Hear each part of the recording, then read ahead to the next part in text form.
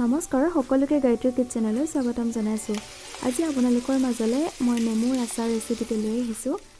যিহেতু সকলোৰে ঘৰত নেমু থাকে, গতিকে আহকচোন কম সময়তে আমি নেমুৰ আচাৰ কেনেদৰে বনাইছোঁ শ্বেয়াৰ কৰিছোঁ, চাওঁ আহক। প্ৰথমতে মই গোল নেমুকেইটা ধুই লৈছোঁ। নিজৰ প্ৰয়োজন মতে নেমু ল'ব। প্ৰথমতে আমি অলপ গৰম পানী কৰি তাত এনেদৰে ফুটা থকা খৰাহী লৈছোঁ আৰু খৰাহীটোত নেমুবোৰ দি ভাপতে সিজিবলৈ দিব। আপোনালোকে বেলেগ ষ্ট্ৰিমাৰ ব্যৱহাৰ কৰিব পাৰে বা এনেদৰে ফুটা থকা খৰাহীৰ সহায়তো ইজি হয়, গতিকে এনেদৰে কৰিবচোন। এনেদৰে ঢাকনা মাৰি অলপ সময় সিজিবলৈ দিব। প্ৰায় 15-20 মিনিট সময়ৰ পিছত দেখিছে আমাৰ নেমুকেইটা অলপ সিজিছে, গতিকে এইটো পৰ্যায়তে ৰাখি দিব।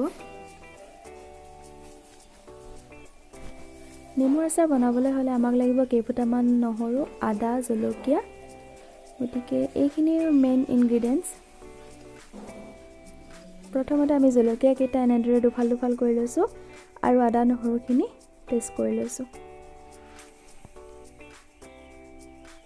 এতিয়া সিজাই লোৱা নেমুকেইটা আমি এখন চুৰিৰ সহায়ত কাটিব। দেখিছে, নিজৰ সুবিধা মতে কাটিব।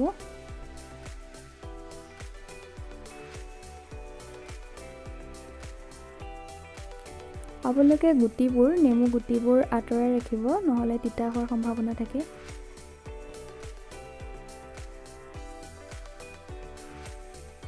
গতিকে নিজৰ প্ৰয়োজন মতে কাটিব। যিহেতু ঘৰত নেমু থাকে, গতিকে অতি সহজ বনাবলৈ নেমুৰ আচাৰ, আৰু খাবলৈও যথেষ্ট ভাল হয় আৰু বহুত দিনলৈ থাকেও।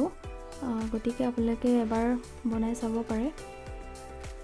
যদি ভিডিঅ'টো চাই ভাল পায়, লাইক শ্বেয়াৰ কৰিবলৈ নাপাহৰিব আৰু নতুনসকলে চেনেলটো ছাবস্ক্ৰাইব কৰি দিব আৰু বেল আইকনটো টিপিবলৈ নাপাহৰিব। এতিয়া আমি এনেদৰে নিজৰ সুবিধা মতে নেমুবোৰ কাটি লৈছোঁ।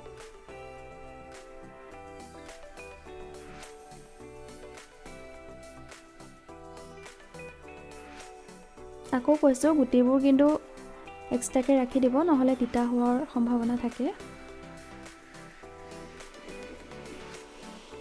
দেখিছে, এনেদৰে কাটি আমাৰ হৈ গৈছে। এতিয়া মই কেৰাহীখনত মিঠাতেল দিছোঁ আৰু তেল গৰম হোৱাত নহৰু আদাৰ পেষ্টটো দি দিছোঁ।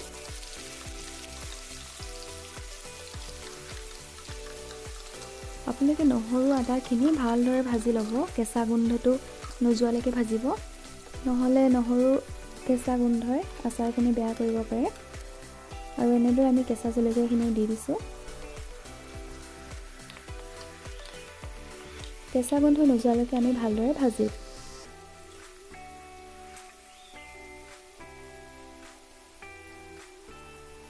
এতিয়া আমি 1 চামুচ জিৰা পাউডাৰ দিছোঁ। আপোনালোকৰ প্ৰয়োজন মতে ধনিয়া পাউডাৰো দিব পাৰে, মই কম মছলা ব্যৱহাৰ কৰিছোঁ।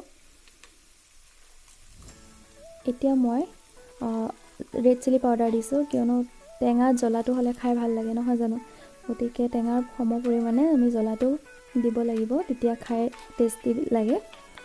গতিকে মই ৰেড চিলি পাউডাৰ অলপ বেছিকৈ দিছোঁ। আপোনালোকে যদি জ্বলা কম খায়, তেতিয়াহ'লে কমকৈ দিব, কোনো কথা নাই। এতিয়া আমি নেমুখিনি দি দিছোঁ।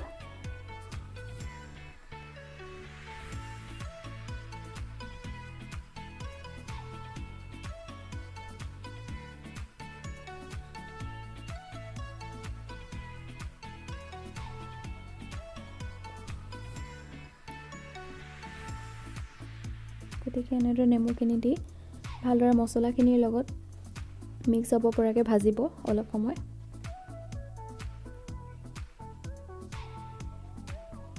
দেখাতে টেষ্টি লাগিছে, গতিকে খাবলৈ নিশ্চয় টেষ্টি হ'ব। এতিয়া মই নিমখ দি দিছোঁ, নিজৰ প্ৰয়োজন মতে সোৱাদ অনুসৰি নিমখ দিব। আৰু মই এতিয়া 1 চামুচ জোখত ভিনেগাৰ দিছোঁ। এইটো অপশ্যনেল হয়, ভিনেগাৰ নিদিলেও কোনো কথা নাই। এনেদৰে প্ৰায় 5 মিনিট সময় কম চিমত ভাজিব। গতিকে আমাৰ ৰেডি হৈ গৈছে। এয়া আমাৰ অতি কম সময়তে সহজভাৱে বনাব পৰা এই ৰেচিপি হৈছে নেমু ৰেচিপি, নেমুৰ আচাৰ। গোল নেমুৰ আচাৰ আমি সহজতে এনেদৰে ঘৰতে বনাই খাব পাৰোঁ। যদি ভিডিঅ'টো ভাল পালে লাইক শ্বেয়াৰ কৰিবলৈ নাপাহৰিব।